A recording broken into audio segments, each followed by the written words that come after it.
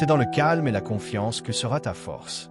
Ésaïe, chapitre 30, verset 15. Frère, sœur, si tu écoutes ce message aujourd'hui, ce n'est pas un hasard. Dieu veut restaurer quelque chose que le monde t'a pris sans bruit, ta paix intérieure. Beaucoup de croyants prient, lisent la Bible, servent Dieu, mais vivent avec un cœur agité, tendu, troublé. Une parole suffit à les déstabiliser. Une contrariété suffit à les éloigner de la prière. Une injustice suffit à réveiller la colère. Pourtant, Jésus a été clair. Je vous laisse la paix. Je vous donne ma paix. Jean, chapitre 14, verset 27. Ce que tu cherches aujourd'hui, ce n'est pas un simple encouragement émotionnel. Tu cherches une paix solide, capable de tenir quand tout vacille. Et cette paix existe. Elle est biblique. Elle est accessible. Elle est destinée à chaque enfant de Dieu.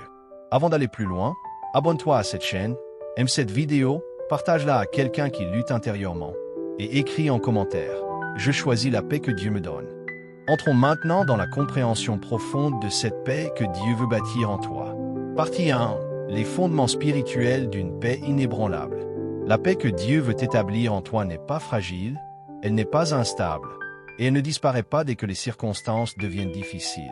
Elle n'est pas comparable à la paix que le monde promet, une paix conditionnée par l'absence de problèmes ou par le bon comportement des autres. La paix de Dieu est d'une autre nature. Elle repose sur des fondements spirituels profonds, et tant que ces fondements ne sont pas posés dans ton cœur, la paix restera intermittente, fragile, facilement volée. Le premier fondement que tu dois intégrer profondément est que la paix est une obéissance.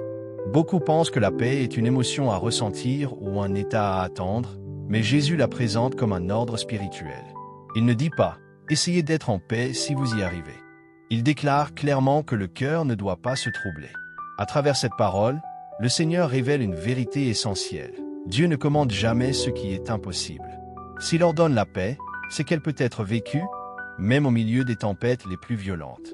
La paix commence au moment précis où tu décides que tes émotions ne seront plus ton maître. Tant que la colère, la peur ou la frustration dictent tes réactions, ta paix reste instable. Mais dès l'instant où ton âme se soumet à l'esprit, quelque chose change intérieurement. Comme l'Évangile le rappelle avec force, que votre cœur ne se trouble point. Jean, chapitre 14, verset 27.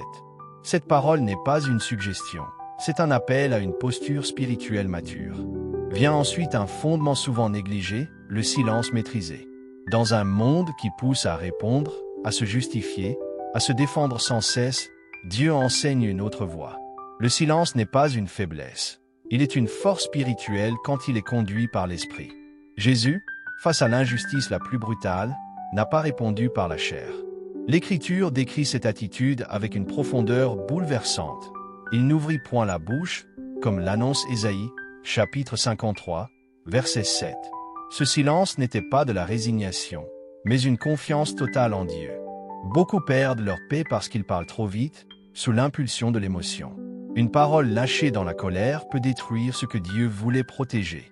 La paix commence souvent par une bouche fermée et un cœur tourné vers le ciel, prêt à laisser Dieu agir là où la chair voudrait intervenir. Un autre fondement essentiel concerne la dépendance émotionnelle aux autres. Tant que ton état intérieur dépend de ce que les autres disent, pensent ou font, tu leur remets les clés de ton âme. Jésus, lui, n'a jamais fonctionné ainsi. Il connaissait le cœur de l'homme et ne cherchait pas son approbation. L'Écriture nous le rappelle clairement. Jésus ne se fiait point à eux parce qu'il les connaissait tous. Jean, chapitre 2, verset 24. Les hommes changent, leurs humeurs fluctuent, leurs paroles blessent parfois sans intention. Mais Dieu, lui, demeure fidèle et constant. Une paix bâtie sur Dieu devient inébranlable parce qu'elle ne dépend plus de ce que tu ne contrôles pas. Dieu appelle également ses enfants à être des artisans de paix. Il ne s'agit pas simplement d'éviter les conflits, mais de refuser de les nourrir. Dans le royaume de Dieu, la paix n'est pas passive, elle est active. Heureux ceux qui procurent la paix, déclare Jésus dans Matthieu, chapitre 5, verset 9. Cela signifie que tes paroles, tes réactions et même tes silences doivent refléter le ciel. Être pacificateur ne veut pas dire nier le mal ou fermer les yeux sur l'injustice, mais refuser de répondre au mal avec les mêmes armes. Le croyant est un ambassadeur du royaume, et son comportement révèle à qui il appartient. Enfin, Il est essentiel de comprendre que la frustration est souvent une école spirituelle. Dieu n'utilise pas toujours le confort pour nous transformer. Il permet parfois des tensions, des contrariétés, des frottements, afin de révéler ce qui doit encore être travaillé en nous. L'Écriture nous enseigne que l'épreuve de la foi produit la persévérance, comme le rappelle Jacques, chapitre 1, versets 2 à 4. Chaque situation difficile devient alors un carrefour spirituel. Soit tu réagis selon la chair et perds ta paix, soit tu choisis la paix et tu grandis. Celui qui apprend à rester calme dans la frustration développe une maturité spirituelle profonde, et Dieu peut lui confier davantage parce qu'il sait que son cœur est stable. Ces fondements ne sont pas théoriques. Ils sont faits pour être vécus, intégrés, pratiqués jour après jour, jusqu'à ce que la paix devienne non plus une exception, mais une nature enracinée en Dieu. Partie 2. Les lois spirituelles cachées qui protègent la paix. La paix que Dieu propose n'est pas quelque chose de passif, ni un simple état émotionnel que l'on reçoit sans engagement. L'Écriture dévoile une vérité plus profonde. La paix se conquiert spirituellement. Elle ne s'impose pas automatiquement, elle s'établit dans une relation vivante et entretenue avec Dieu. Lorsque la bénédiction sacerdotale est proclamée, il est question d'une face qui brille et d'une paix accordée. Cela montre que la paix est liée à la proximité divine, à une communion réelle et continue. Comme il est rappelé dans les Écritures, l'Éternel fait luire sa face et accorde la paix. Nombre, chapitre 6, versets 24 à 26. Cette paix découle d'un cœur exposé à la lumière de Dieu, pas d'un hasard favorable. L'ennemi, lui, comprend parfaitement la valeur de cette paix. C'est pour cette raison qu'il ne commence presque jamais par attaquer directement l'appel, la vision ou la destinée. Il vise d'abord l'intérieur.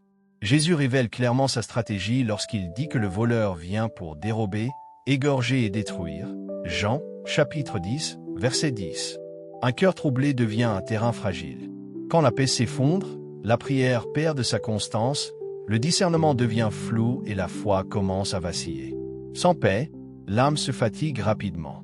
C'est pourquoi la parole présente la paix comme une protection spirituelle, une chaussure qui permet de tenir debout et d'avancer sans glisser, selon l'exhortation à être chaussé du zèle que donne l'évangile de paix, Éphésiens, chapitre 6, verset 15. Là où la paix règne, l'ennemi perd son avantage.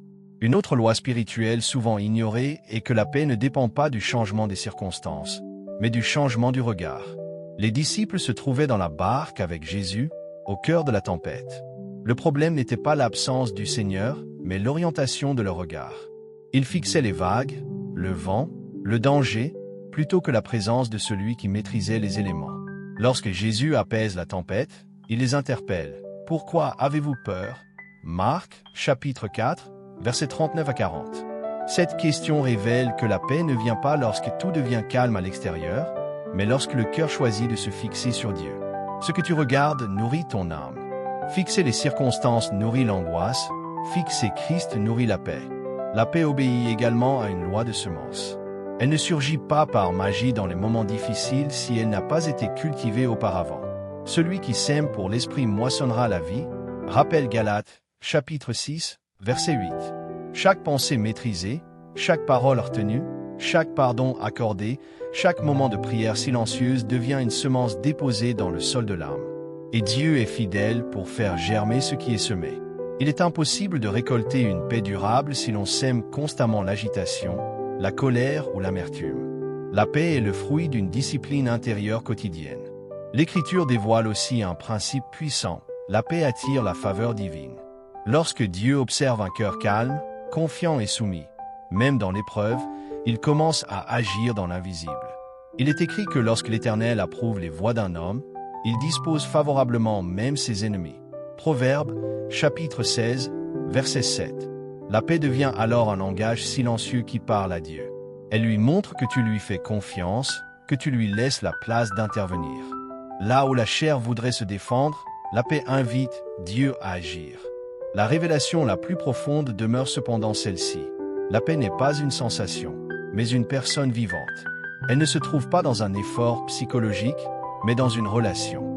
L'Écriture affirme clairement qu'il est notre paix, Éphésiens, chapitre 2, verset 14. Chercher la paix sans chercher Jésus conduit à la frustration, car on cherche un effet sans chercher la source. Mais lorsque tu reviens à la présence du Christ, Lorsque tu t'attaches à lui, la paix revient naturellement, comme une conséquence de sa proximité.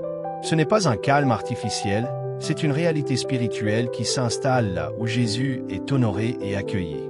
Frère, sœur, la paix que Dieu te donne n'est pas fragile. Elle est solide, profonde et durable. Elle ne dépend ni des hommes, ni des saisons, ni des tempêtes. Elle dépend de Christ en toi. Si ce message t'a édifié, aime cette vidéo, abonne-toi, partage-la et écris en commentaire. Dieu est grand. Dis aussi en commentaire ce que ce message a changé en toi.